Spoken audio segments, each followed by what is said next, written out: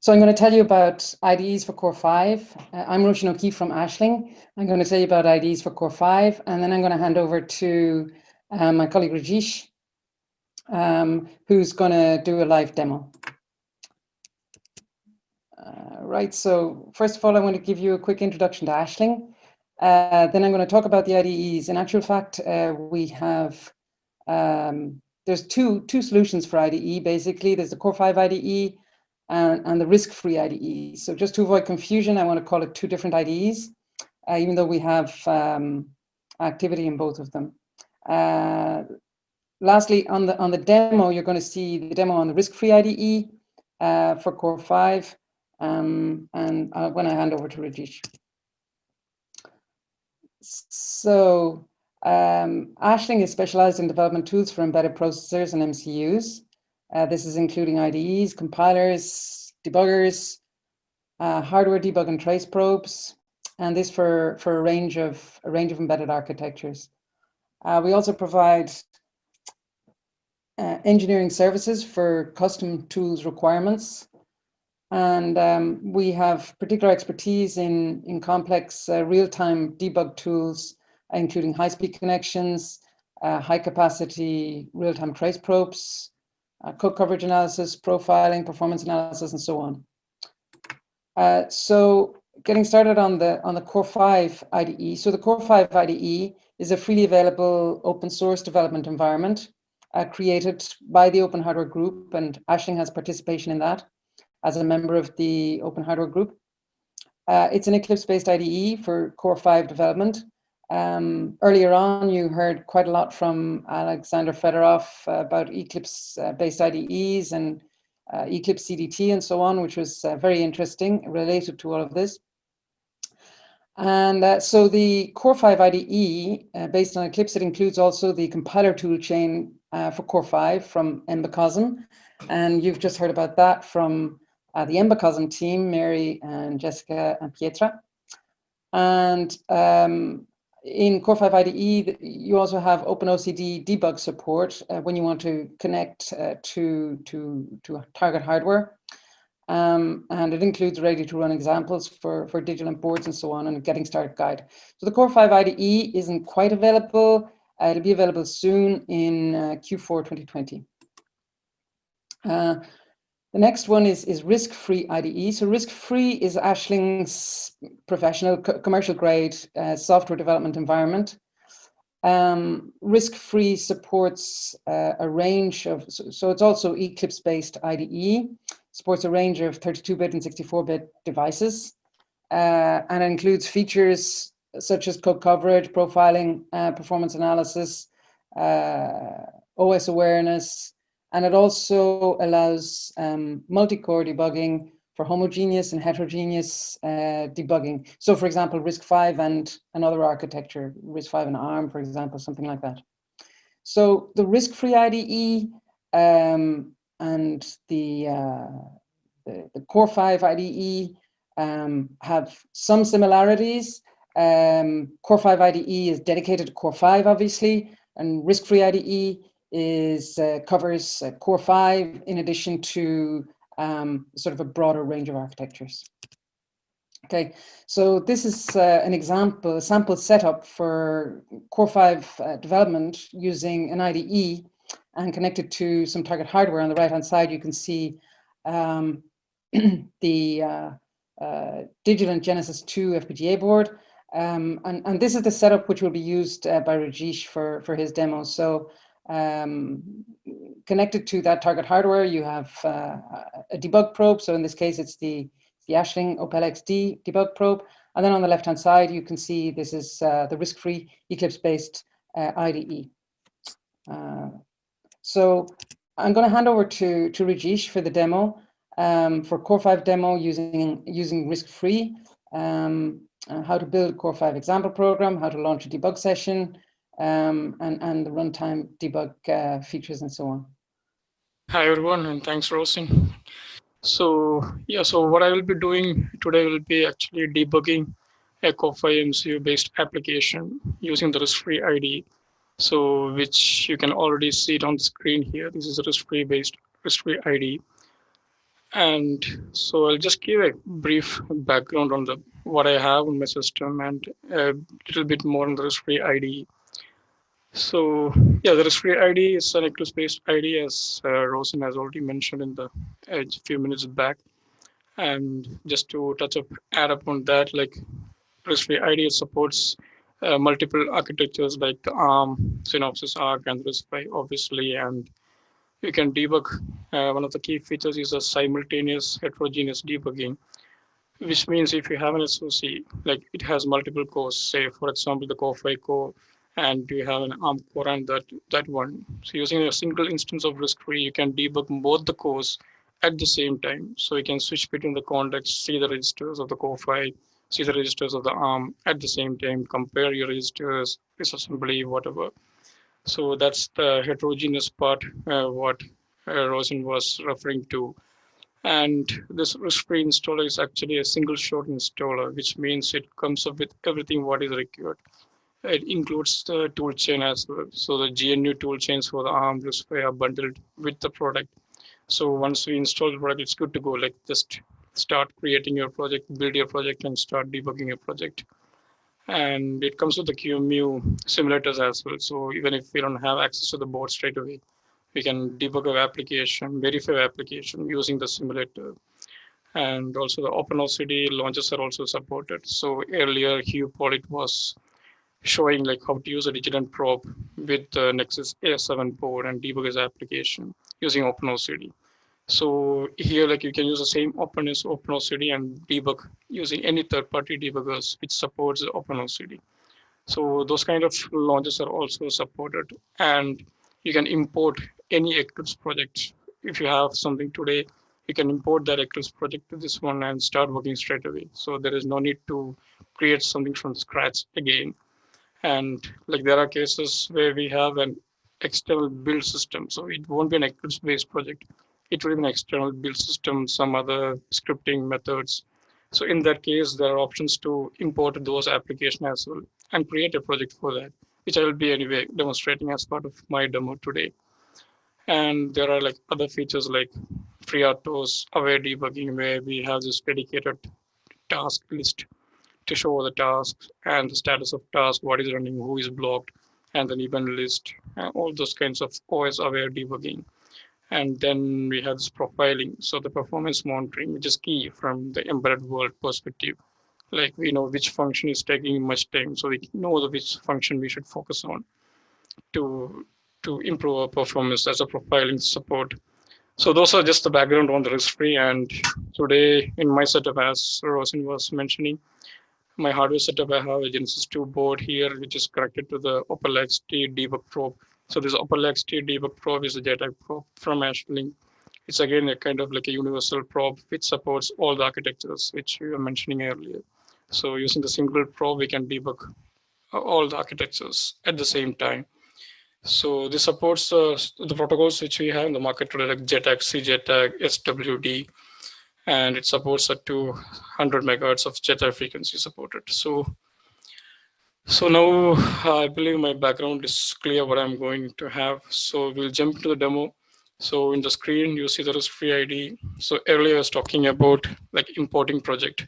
So we'll start with that. What we're doing, we import a project, a Core5 MCU project, and then we build this Core5 MCU project, and we download this project, this ELF application to the Core5 MCU FPG, which I'm having right now with me, running on Genesis Core. So we download this to the core, and then we start debugging the application. So that's the skeleton of what we will be going through. And then later in the breakout session, we can have more discussions, more interactive sessions, what if there are any clarifications required, so and so. So here I'm importing my project. So as I said, there are options to import an existing project, and then there are options to import or create a project for a C++ executable, C executable. So today anyway, I have a project with me. So I'm just importing that project. So actually I have my path here. So whenever we browse any folder, it will list down all the projects which can be imported. So in this folder, I have one project there. It's a simple sum project, the Core5 sum, which I have named it. So I'm just importing this project. So just press the finish, it should be imported. So you can see the project here. So it's actually good to do. It's configured, so you can see I can clean the project, and I build the project. You can see the build happening. So in the build, you can see the toolchain being used. So maybe I'll go a bit into that, how to configure the toolchain, what is the toolchain bundled, and if we have a custom toolchain, like earlier, Embecosum team was explaining the Ko-Fi toolchain recently uploaded to their website. So if you want to use that, how to use the toolchain, just browse and changing. I'll just quickly go through that. So I'm right-clicking my project. From the properties page, I have in the settings, we have C++ build settings page. So where we have a dedicated tab for tool chains. So you can see the different tool chains seen here. And most importantly, the tool chain path. So from where the tool chain is being chosen. So as I was telling earlier, like if you want to change the path, or if you have a different tool chain, like pulp SDK, for example, the pulp tool chain, or the Ko-Fi tool chain coming from the Embecosum team. So just click on the scope level and give the new toolchain folder. That's it. And then for the subsequent build process, we'll be using the new toolchain. And coming to the toolchain settings, it's everything whatever is provided by the GNU GCC. You can choose your architecture. 32 is what we are working today, the Ko-Fi MCU, what I have the bit file, and all of the option or the standard methods, standard the compiler switches, the assemblers, preprocessors, and the compiler switches, the linker switches. So linker, like we can mention the linker file. So if you have the custom linker file, you can give that linker file, change your RAM area, play with it, and the linker libraries. So today I'm not linking with anything. So these are the project settings, how to play with the change the tool change the tool change settings, etc. So we have it now built. So the build part is done. Now so I have my binary build as a Ko-Fi some elf. So next part is to download this elf file to the board. So let us see how it is done. I'm right-clicking the elf file. So these are different debug configurations we have. As I said earlier, like we have the Arc debugging, ARM, and RISC-V. So today what we'll be choosing a RISC-V. So I'm just double-clicking on the RISC-V launch. So I should be creating a new launch here. You can see a new launch, Core5 sum created. So that's taken by default, taking the name of the elf file to be easily identified. And the project has been picked already because I right-clicked on this project. So the project has been picked. The elf file has been picked. So everything has been picked in place, nothing to change here. And then we have the debugger tab where all the main settings come in. So this probe, that's OpenLXT was talking about, so that is auto detected. So if you have multiple OpenLXTs or the debug probes connected to the PC, you'll have a drop down of the list and we choose the one which we are debugging, which is active. And the prop type, as it like we have JTAG, C, JTAG, SWD. So the FPGA I'm playing with has a JTAG connection and going with that. And JTAG frequency, as I said, supports up to 100 megahertz. So today, what matches with my FPGA is 15 megahertz. I'm choosing 15 megahertz. Target device, I have to choose Ko-Fi MCU. That's what we are playing with today. So I'll be choosing Ko-Fi MCU. And the remaining, they are in, like you can issue a tab preset during connection. These are just made configurable. So there are a few cases where we do not really want to issue a kind of reset during connection. And this is another advanced feature in RISC-V. Like there is an option to check the core status while halted if it is run externally. So while when you're working with heterogeneous systems, there are cases like the other core might have run the core which we are now debugging. So we might not be aware, okay, this has been run externally. So if you're taking this one, it will periodically check the status if the core has been externally run or not. So anyway, it just doesn't matter to us at the moment because I'm not playing with a heterogeneous target or we don't expect any external run happening. So I just leave it as it is. So then in the startup tab, we have the options like load the image. So this tick actually confirms we are downloading this ELF file. So we'll be parsing the ELF, getting the binary and downloading that binary to the target. So the address, the ELF has the start address, everything. And then the load the symbols for the debugging purpose. So I'm just putting a breakpoint at main and I'm running to main so that we can start the debugging from main. We are skipping the startup part. And there are other tabs like OS awareness tab, which I was talking earlier. So like I'm not doing any FreeRTOS now. If it does a FreeRTOS, we could enable OS aware debugging and then do some FreeRTOS level debugging as well. Other tabs, we'll leave it as it is. This is source tab. So like this will come in handy when you have a build system in a different machine and you copied your code to another machine where you don't have the exact location where the build location, you don't have the source. So you can give the source mapping, okay, and when the compilation path was this, now the actual path is this. So that's kind of where this is useful. Yeah, this I'll leave it as it is and let us move to the debug session. So now we have everything selected here. So I press and I debug. What we're expecting is the program should be downloaded to the target and it should run to the main and we should be good to do the debugging. So I'm pressing debug here. So we can see some activity happening in the background invoking the application. So you can see now this has run to main. So this is a debug view where we can see the debug information in the sense the call stack where we are now the heart number. So early Hugh was again showing that heart number 992 is what is used in the pulp or the core 5 architecture. So you have the heart number information. The current heart by the way is the hardware thread concept used in RISC-V terminology. So heart number 992 is used here and we have that information and we have stopped at main.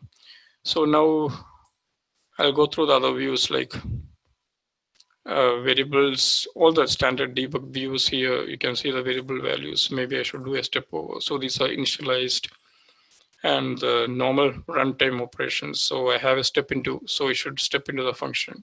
You can see then we have the step out. So we should come out of the functions. The standard GDB functionality is the same thing again, what Hugh was demonstrating using his console GDB. So this is from UI, that's the only change. And step over, all this happening here. And this disassembly. So we can have the assembly level stepping if you're more focusing on the assembly coding. And then we do the single stepping, then we can see the assembly level stepping happening over here. So that's on that part. And other views like register views. So we have the general purpose registers here. And then the CSR registers. So CSR registers, actually you can see it's like a more meaningful information here. Like it's the actual raw data has been interpreted and we have a meaningful interpretation of the bit. So here, okay, from this raw data, we understand, okay, this is RV32, the architecture we are playing with. So that's also updated here. And all these register population, they're all XML based. So how that helps is that suppose with the core MC which you're working and you're customizing and adding more CSR registers. So these new CSR registers and their address information and this bit description can be added to the XML file and then they can be populated here straight away. So that way all these views can be customized. So that's on the register view, and then we have the memory view where, yeah, so this I think should be the RAM area. So I'm just adding this memory area. We can see the memory view here. So, and other runtime operations, like I put a breakpoint here. So I run, and I should see the breakpoint being hit here. So yeah, so these are basic, the third point, what we will cover, like downloading the program to the Core MCU and then debugging the application. So, and we have covered some basic debug views like the memory view, register view with the more descriptions. And we saw the variable view, breakpoint view. We have one breakpoint asset here, expression view. So we can have this custom expressions here, like, okay, A plus B. So that will give you the values. So these are the basic look and feel of how the risk-free IDE will look like. And Rosin was talking about this Core IDE coming up soon. So the Core IDE look and feel also will be more of same. So from an end user perspective, there isn't much going to change.